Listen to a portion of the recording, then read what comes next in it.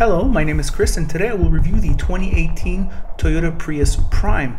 On a personal note, this is a very interesting vehicle given its 40-kilometer electric range, Toyota's experience in electric hybrids, and the surely but steady improvement philosophy that has made Toyota the most respected car company in the world. It is kind of amazing that Toyota has not slacked off their world-famous reliability since as long as I can remember. It is very difficult for a corporate culture to achieve this, as the temptation of short-term profits often seduce high-level managers to squeeze their departments for a promotion. This exterior looks better in person, but that is not saying much, and its dimensions are that of a compact car. This color, blue magnetism, looks way better on film than it does in person.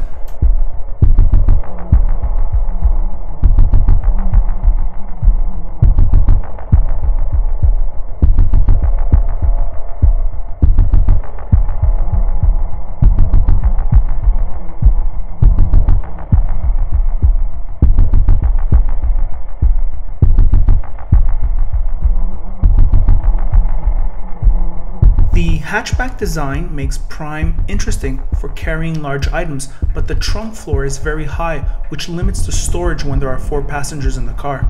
The rear seats are not that roomy. In front though, I thought the space was sufficient. The seats are made of a synthetic and extremely comfortable leather. The giant touchscreen is the trend. I think it is for geeks and software developers. The infotainment screen is large, clear, and responsive though.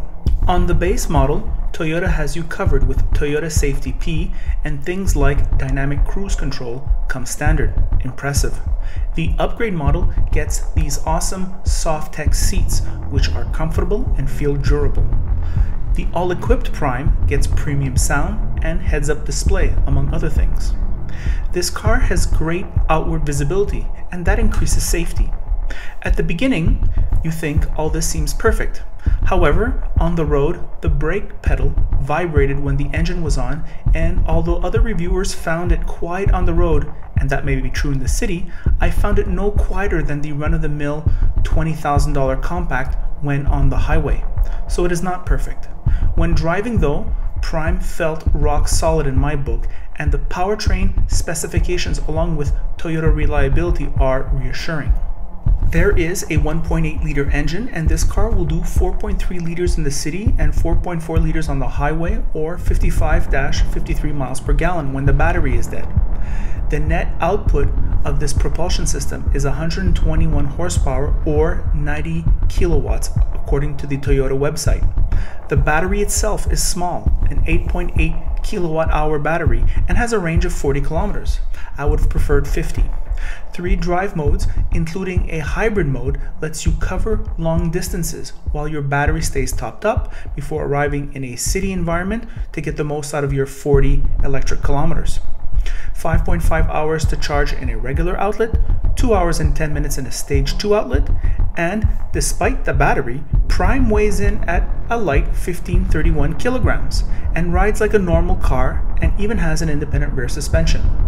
Overall, you feel Prime is cutting-edge engineering and is eligible for the $4,000 Quebec hybrid electric rebate.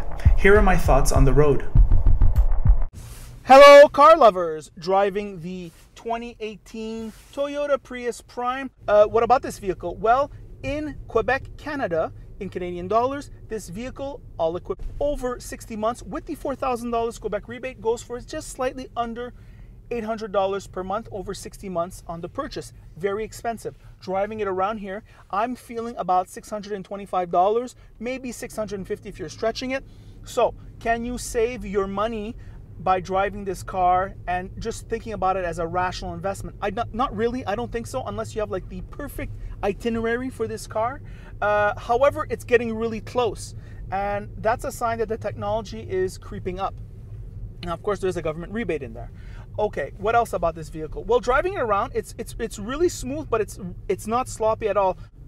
When I go to the airport and take a flight, I notice that all the taxis are Toyota Prius hybrids, which tells you something about the reliability of the product. I mean, if the taxi drivers are using it, it must be reliable. And they're all using it. Another thing about this vehicle is the power. The power is a bit low, I would say. That's always been a Toyota thing. I don't know why, but that's a point to be taken, especially when you're passing on the highway. A little bit noisy on the highway too, I thought, with Ross. We're driving around, it was a little bit noisy. The seats are very comfortable. The fake leather feels great. I have no problem with that. There's relatively enough room in here. I think it's an average compact size. Ross makes the remark, there is lacking a bit of leg room in the back. Not for me, but for him for sure. What else about this vehicle? Well, I have to talk about the customer satisfaction. Every person that I have spoken to that has either a hybrid pluggable, or a battery powered, they all say the exact same thing. They love their vehicle. The customer satisfaction is 100%.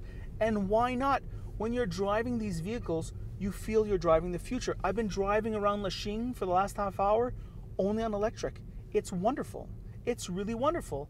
A cute thing that Toyota did, all the other manufacturers are doing that too, I think, is that they have an EV mode and a rechargeable mode, which allows, if you live, like, for example, in the suburbs and you're doing the first part of your commute is on by highway, you do it gas powered. And then when you get into the city, you go in EV mode, because that's where EV is really strong. And also, it should be noted that this Toyota is extremely fuel efficient when running in hybrid mode, much more than its competitors, Volt and Clarity. So, good vehicle. It's coming along. It doesn't feel quite as luxurious as the Clarity. Well, the Clarity costs more. It doesn't feel quite as powerful or as, like, the feeling of heft from the Chevrolet Volt. Well, it costs more also. So, are we surprised? You get what you pay for. And that is the review. By the way, if you like this video, you can like it. If you don't like it, you don't like it. If you really like it, you can subscribe to the channel, duh. And also, you can leave your comments in the comments section. A lot of people read those comments, especially the people who are shopping for this type of vehicle, and they're looking for the experience that other owners had. Very useful. It's very nice for the YouTube community. And that is it.